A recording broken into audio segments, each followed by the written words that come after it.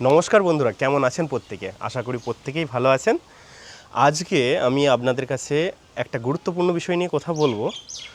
সেটা হচ্ছে গিয়ে আমার হেয়ার ট্রান্সপ্ল্যান্ট করে আজ 11 মাস 17 দিন হয়ে গিয়েছে।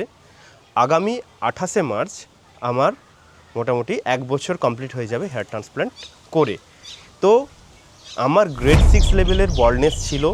তো আমার এখন কি কন্ডিশন সেটা আপনারা প্রত্যেকেই দেখতে পাচ্ছেন। একদম ন্যাচারাল একটা লুক এসেছে, সেটা আপনারা নিজেরাই যারা আমাকে সামনে থেকে দেখেছেন তারা আরও ভালোভাবে জানেন যে আমার রেজাল্ট কীরকম এসেছে।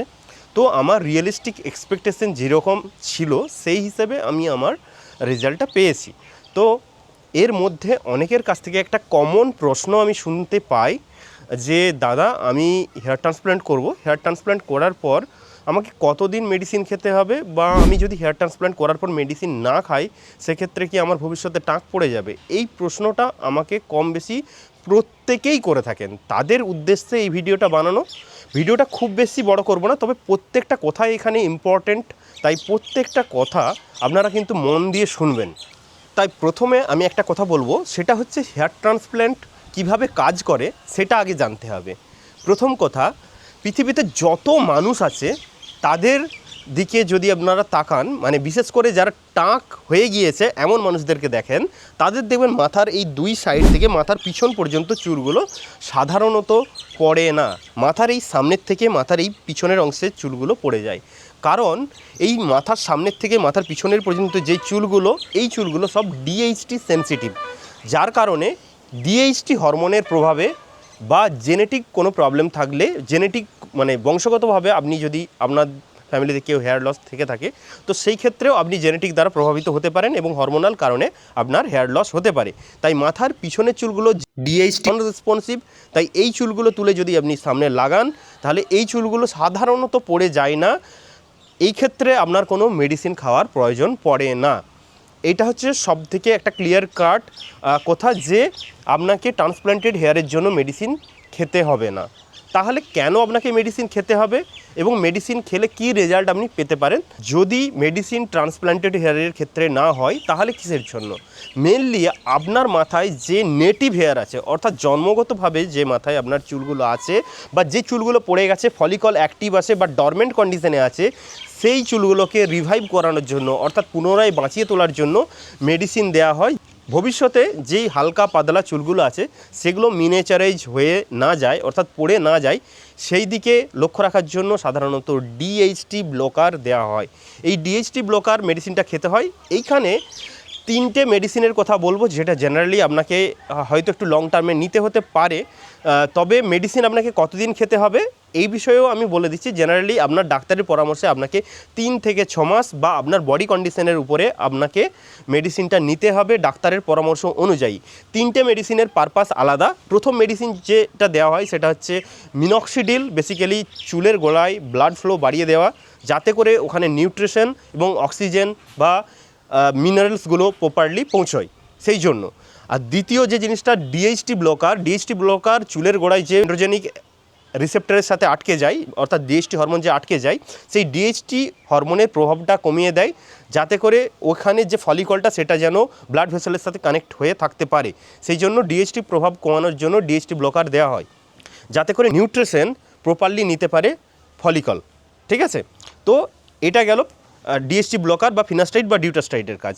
এবং তৃতীয় যে জিনিসটা হয় সেটা হচ্ছে সাপ্লিমেন্ট, অর্থাৎ মেডিসিন, মাল্টিভিটামিনস, যেগুলো আপনার রক্তে মিশে সেগুলো চুলের গোড়া পর্যন্ত পৌঁছায়। অর্থাৎ আপনি যে একজন সাধারণ বাঙালি বা ইন্ডিয়ান আমরা যে খাবার গ্রহণ করি, সেই খাবারে যে পরিমাণ প্রোটিন বা নিউট্রিশনগুলো থাকে সেগুলো উপযুক্ত নয় আমাদের খাদ্যাভ্যাস অনুযায়ী। সেই প্রপার পরিমাণ মিনারেলস বা ভিটামিনের ঘাটতিগুলো পূরণ করতে পারে না আমাদের খাদ্যাভ্যাসে। তাই বাইরের থেকে আমরা কিছু নিউট্রিয়েন্টস নেওয়া শুরু করি হেয়ার ট্রান্সপ্ল্যান্টের পর, যাতে করে প্রপার নিউট্রিশনটা চুলের গোড়ায় পৌঁছায় রক্তের মাধ্যমে। সেইটা মাল্টিভিটামিন হতে পারে, যেমন জিঙ্ক হতে পারে, আপনার ফলিক অ্যাসিড হতে পারে, আপনার আয়রন ট্যাবলেট হতে পারে, বা আপনার বায়োটিন হতে পারে। এরকম ধরনের কিছু মাল্টিভিটামিন বা নিউট্রাসিউটিক্যালস আপনাকে নিতে হতে পারে। এইখানে আপনাদেরকে একটা আমি সায়েন্টিফিক রিসার্চের কথা বলবো, যেটা 2005 সালে হয়েছিল, যেটা এখনও পাবমেড প্ল্যাটফর্মে অ্যাভেলেবেল আছে। যে দুটো গ্রুপ 79 জন মানুষকে নিয়ে এটা করা হয়েছিল যারা হেয়ার ট্রান্সপ্ল্যান্ট করেছিল, এবং সেই 79 জন মানুষকে দুটো গ্রুপে ভাগ করা হয়েছিল, যেখানে একটা গ্রুপকে ফিনাস্ট্রাইড দেওয়া হয়েছিল, অন্য গ্রুপকে প্লেসিবো দেওয়া হয়েছিল। প্লেসিবো জেনারেলি একটা সাইকোলজিক্যাল লেভেলের এফেক্ট, যেটা আপনি ভাবেন সেটা আপনার বডির সাথে রিয়েক্ট করে। তাই দুটো গ্রুপকে না বলেই একটা গ্রুপকে ফিনাস্ট্রাইড দেওয়া হয়েছিল এবং অন্য একটি গ্রুপকে ফিনাস্ট্রাইডের মতো দেখতে সেম ট্যাবলেট দেওয়া হয়েছিল, তবে সেটা কোনো মেডিসিনাল বেনিফিট সেই ট্যাবলেটে ছিল না। তো এইটা 48 সপ্তাহ ধরে এই ট্রিটমেন্টটা দেওয়া হয়েছিল ট্রান্সপ্ল্যান্টেড পেশেন্টদের উপর, যেটা দুটো গ্রুপে ছিল। প্রথম গ্রুপটা যাদেরকে ফিনাস্ট্রাইড দেওয়া হয়েছিল তাদের হেয়ার ডেন্সিটিতে অনেক চেঞ্জ এসেছিল 48 সপ্তাহ পরে। 48 সপ্তাহ পরে তাদের কিন্তু হেয়ার ডেন্সিটিতে যথেষ্ট চেঞ্জ দেখা গিয়েছিল। অন্যদিকে যাদেরকে প্লেসিবো ট্রিটমেন্ট অর্থাৎ ডেমো মেডিসিন দেওয়া হয়েছিল, তাদের যখন এই রেজাল্টটা অ্যানালাইসিস করা হয়, দেখা যায় তুলনামূলকভাবে তাদের কম গ্রোথ এসেছিল। এই জিনিসটা হয়েছিল মেনলি ট্রান্সপ্ল্যান্ট হেয়ারের যেমন নর্মাল গ্রোথ, সেই গ্রোথটা ছিল, তবে তাদের মাথায় যে এক্সিস্টিং হেয়ার ছিল, সেই এক্সিস্টিং হেয়ারের অর্থাৎ তার জন্মগতভাবে যে চুল ছিল বা পাতলা যেগুলো এফেক্টেড হেয়ার ছিল, ডিএইচটি এফেক্টেড হেয়ার, সেই যে চুলগুলো তার ডেভেলপমেন্টে অর্থাৎ সারাউন্ডিং যে চুল ছিল তার ডেভেলপমেন্টে অনেক সাহায্য করেছিল ফিনাস্ট্রাইড। তাই এখানে এটা প্রমাণিত হয় যে আপনি যদি মেডিসিন নেন ট্রান্সপ্ল্যান্টের পর, তাহলে কিন্তু সেটা আপনার নর্মাল ট্রান্সপ্ল্যান্টেড হেয়ারের সাথে একটা এক্সট্রা ভলিউম অ্যাড করবে আপনার নেটিভ হেয়ারকে অ্যাড করে। তাই আমি বলবো, আপনি যদি ট্রান্সপ্ল্যান্ট করান, তাই ডাক্তারের পরামর্শ মেনে চলুন।